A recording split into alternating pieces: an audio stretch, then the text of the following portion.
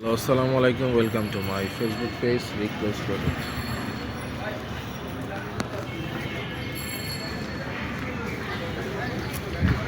কেমন আছেন আপনারা সবাই? আশা করি সবাই ভালো আছেন, সুস্থ আছেন। কি এক কাহিনী হইল, হওয়ার পর মনে করেন কথায় কথায় কথায় কথায় কথায় কথায় ছাত্ররা শুধু আন্দোলন করে। আন্দোলন তো করে না, সাধারণ মানুষের ভোগান্তি। বুঝতে পারছেন? সাধারণ মানুষের ভোগান্তি, সাধারণ মানুষের ভোগান্তি। আজকে মনে করেন আপনার মিরপুর রোড একেবারে একেবারে একবারে জম্পা, মানে তালা লাগাই দিছে পোলাবাইনেরা। কি আন্দোলন, কি এর দাবি, খালি দাবি আর দাবি। ওদের জন্য মনে করেন সাধারণ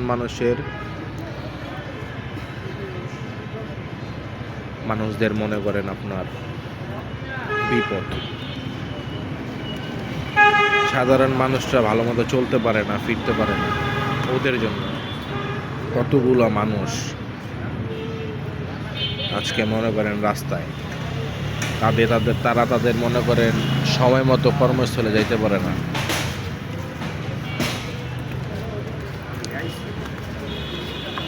তারপর আমি দেখছি একটা ছেলে,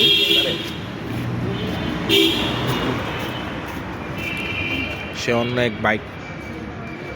বাইকের বাইরে বলতেছে, ভাইয়া আমার একটু নামাই দিয়ে আসবেন মিরপুর, আমার পরীক্ষা 20 মিনিট। সে যাইতে পারে 20 মিনিটে,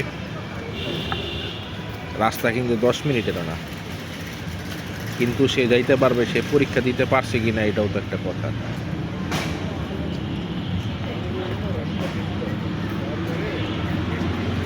এইটাই, এই যে সাধারণ মানুষের যে ভোগান্তি, এই জন্যই বললাম সাধারণ মানুষের ভোগান্তি। এই জন্যই বললাম সাধারণ মানুষের ভোগান্তির কথা, এই জন্যই বললাম। তো সবাই ভালো থাকবেন, সুস্থ থাকবেন।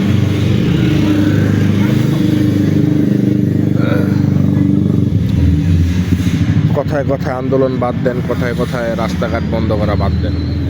তো সবাই ভালো থাকবেন, সুস্থ থাকবেন।